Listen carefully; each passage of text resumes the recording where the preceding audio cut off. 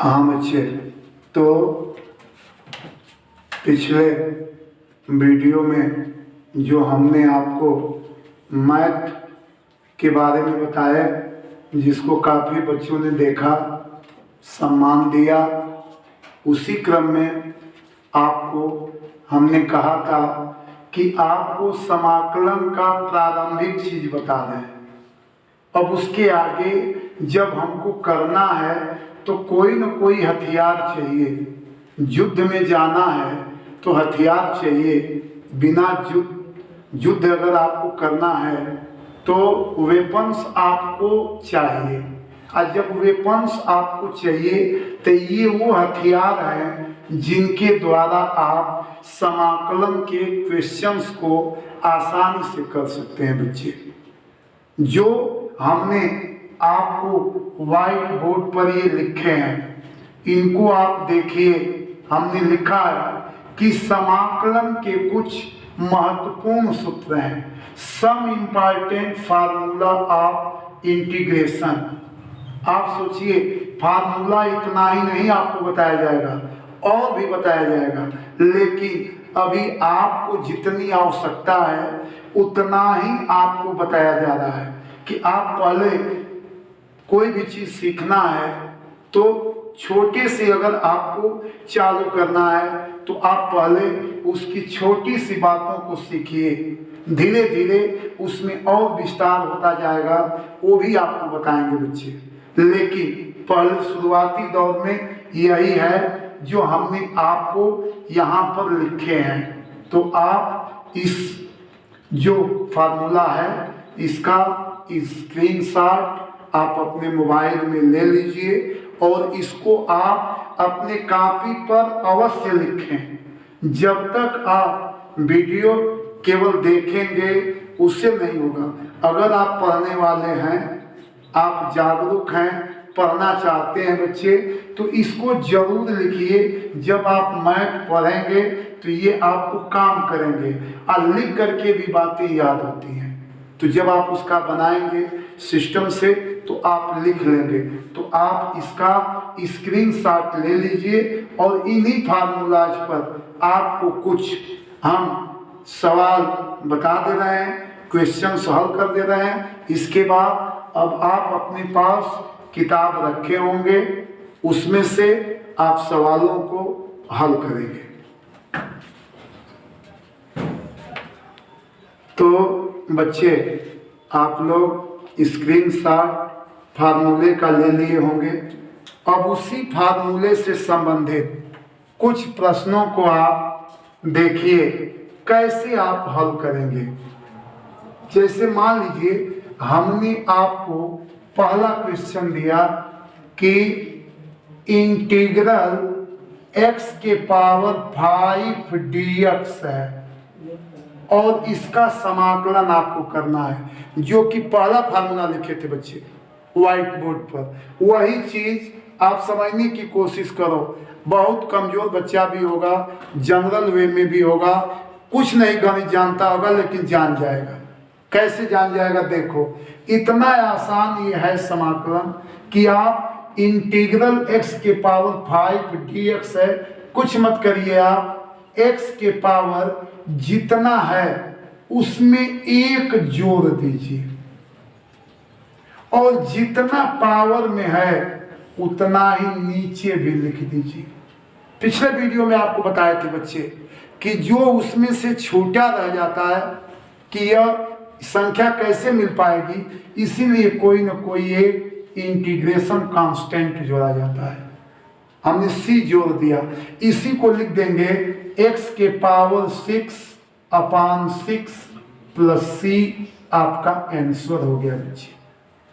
Simple, देखो इतना आसान। अब क्यों ऐसा लिख दिए? हम आपको पहला फार्मूला बताए हैं कि इंटीग्रल x के पावर n dx है, तो इसको x के पावर n+1/n+1 लिखा जाता है, जबकि n is not equal to -1। हम आपसे कहे थे बच्चे कि n की वैल्यू अगर -1 हो जाएगी तो डिनोमिनेटर 0 हो जाएगा। और किसी भी संख्या में सपोज करिए 1 में अगर 0 से भाग देंगे तो वह इनफाइनाइट हो जाएगा, उसका कोई महत्व ही नहीं रह जाएगा। इसलिए बच्चे यह एक शर्त है जिसको लागू करना होगा इस पर। यह एक ऐसा पॉइंट है जिससे उसको बचना है। अगर वह जान जाएगा तो उसके लिए घातक हो जाएगा, मतलब उसका महत्व ही खत्म हो गया, कुछ नहीं रह गया।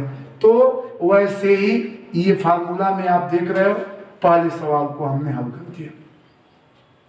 मान लो दूसरा सवाल हम आपको लिए, इंटीग्रल √x dx। देखो बच्चे, ऐसा लिए हैं कि आपका बेस मजबूत हो जाए। आप जब बेस को समझ जाएंगे तो इसके ऊपर के और आप समझते चले जाएंगे। तो देखिए आप, इंटीग्रल √, का वैल्यू 1/2 होती है, 1/2। तो इसको आप x के पावर 1/2 dx लिखेंगे। देखो बच्चे कितना आसान हो गया, पहले फार्मूले पर ही आ गया। यह केवल अपना रूप ये बदल करके लिखा गया था। तो जब रूप बदल करके लिखा गया तो ये हो गया x के पावर 1/2 + 1। वही काम तो करना है बच्चे आपको, जितना ऊपर का पावर है उसमें एक जोड़िए और उतना ही नीचे ले आकर के लिख दीजिए, +c हो गया x टू दी पावर। अब इसको जोड़ना है, जोड़ना तो प्रत्येक बच्चा जानता है। 2 एलसीएम ले लिए तो ये 1 + 2 हो गया, तो ये 3/2 हो गया। तो x के पावर 3/2 हुआ, अपान इसको भी करेंगे तो 3/2 ये भी होगा, +c हो गया। और जब +c हो गया बच्चे तो ये जो 2 आया है ये गणित का नियम, ये ऊपर चला जाएगा। तो ये 2/3 x के पावर 3/2 +c होगा। यही आपका आंसर हो जाएगा बच्चे। देख लो आप, हमने आपको इसको बेसिक चीज बता रहे हैं कि बच्चा अगर यह देखे, वीडियो को देखे तो उसको लगे कि हाँ हम भी समझ जाएंगे, हम भी लगा लेंगे।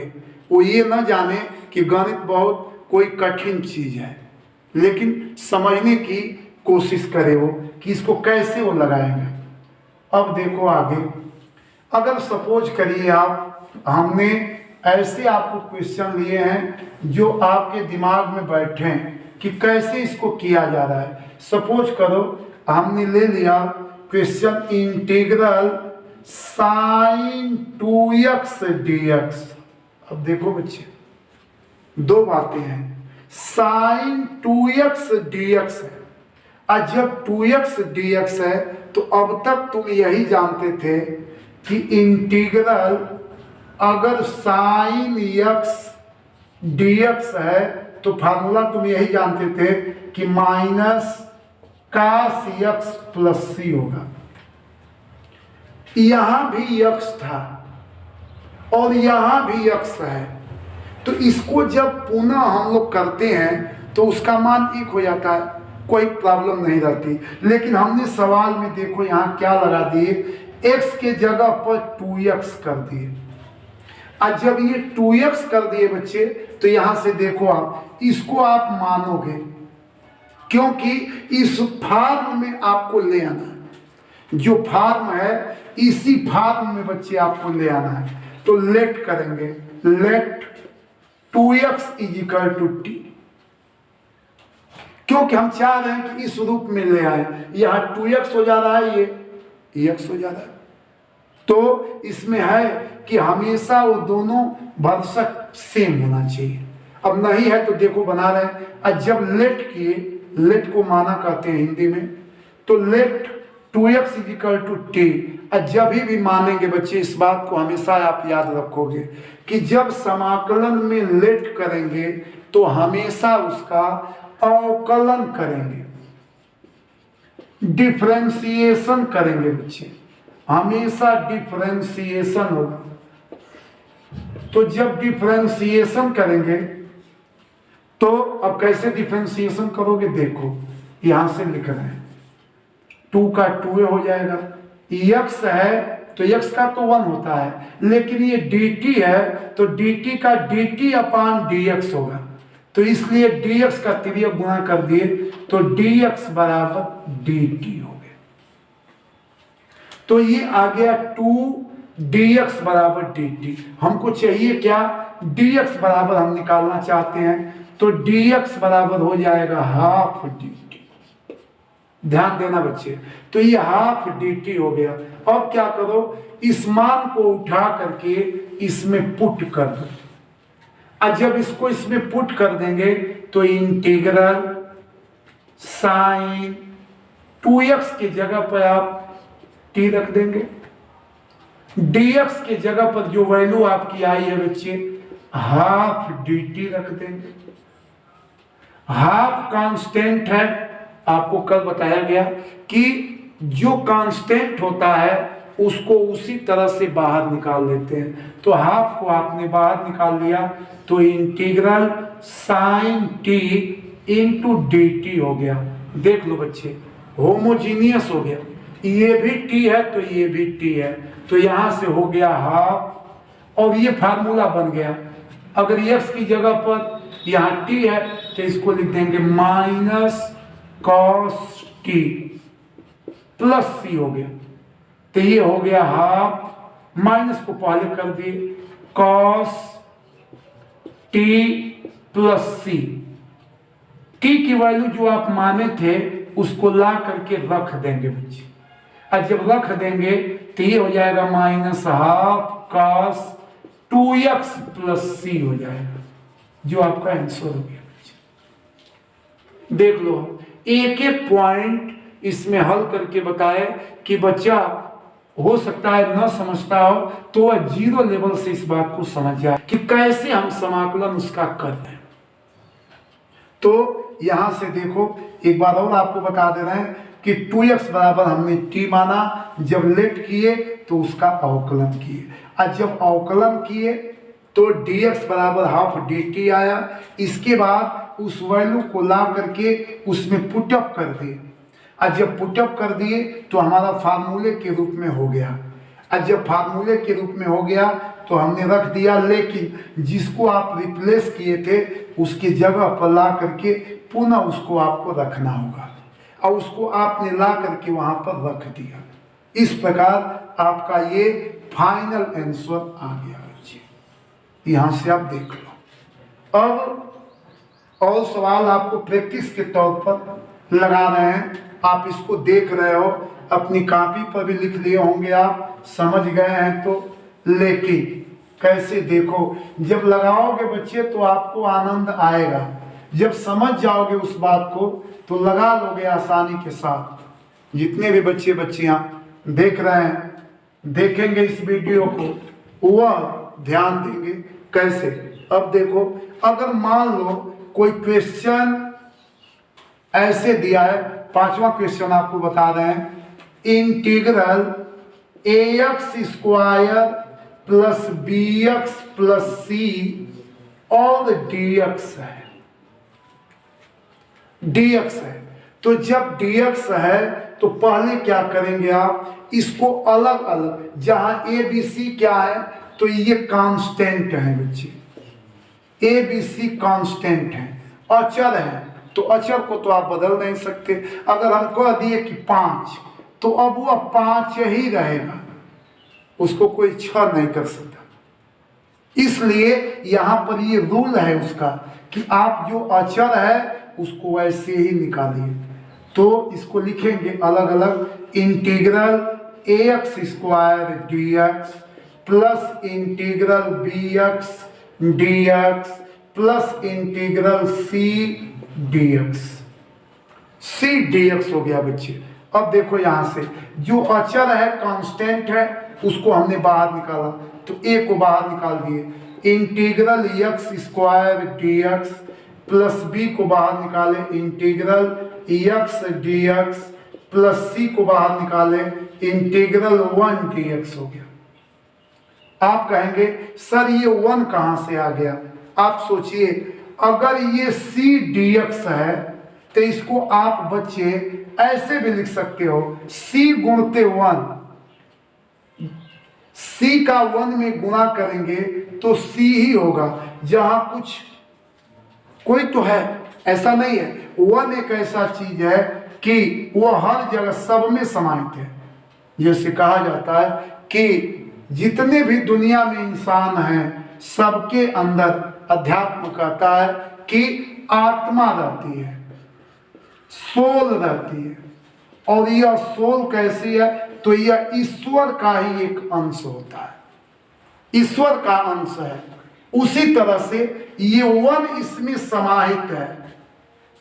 जब 1 इसमें समाहित है तो अब देखो यहां से a अपनी जगह पर हो गया, एक्स स्क्वायर डी एक्स है तो अब इसमें एक जोड़ दो, x³ हो गया, प्लस b हो गया इंटू एक्स डी एक्स है तो x² होगा, क्योंकि कुछ नहीं है तो 1 है बच्चे। यहाँ अब 1 में 1 जोड़ेंगे तो 2 हो जाएगा, उतना अपान 2 हो गया, प्लस c इंटू 1 dx को कल बताए थे बच्चे, जो पिछली वीडियो देखे होंगे वो बच्चे इस बात को समझ रहे होंगे। एक बार और आपको बता दे रहे हैं, इंटीग्रल 1 dx कल आपको बताए थे। 1 को अगर ये x है तो x के पावर ही 0 dx कर देंगे, क्योंकि किसी भी संख्या पर जब उसका पावर 0 करते हैं तो उसकी वैल्यू 1 होती है। तो ऐसे कर दिए। अब देखो पहले फार्मूले पर आ गया, x के पावर 0 है तो x के पावर 0 + 1 अपान 0 + 1 + c। तो ये हो गया आपका x अपान 1 + c, तो ये हो गया x + c, अर्थात इसकी वैल्यू 1 हो, dx की जो वैल्यू है वह x हो जाएगी। तो यहां से cx आ गया। तो इसका मतलब कि इसका अब समाकलन किया है तो कोई ना कोई एक कांस्टेंट मान लेंगे। हमेशा अब हम लोग कांस्टेंट क्या मानते थे? c मानते थे कि c कांस्टेंट है। तो अब चूंकि यहां पर क्वेश्चन में ही c दे दिया है, इसलिए उससे कुछ डिफरेंट मान लेंगे, प्लस के मान लेंगे। चूंकि यहां c दे दिया है बच्चे, इसलिए के मान लेंगे। और जब के मान लिए तो देखो इसको थोड़ा सा सिस्टम से लिख दिए, ax³ plus bx² 2 + cx + k। ये बच्चे आपका आंसर हो गया। देख लो आप, हमने स्टेप बाय स्टेप आपको बता दिया। अब ऐसे जब लगाओगे समझोगे तो आपको जैसे भी बताएंगे तो वो आप आसानी से उसको लगा लोगे। और जब YouTube पर पढ़ाने जो मतलब जब ऑप्शन आ जाएगा तो आपको जब लाइव पढ़ाया जाएगा तो जैसे आप कहोगे वैसे आपको बताया जाएगा। इसीलिए आप हमारा सहयोग करें और सम्मान दें, जिससे कि आपको भी लाभ पहुंच सके। बहुत बहुत धन्यवाद।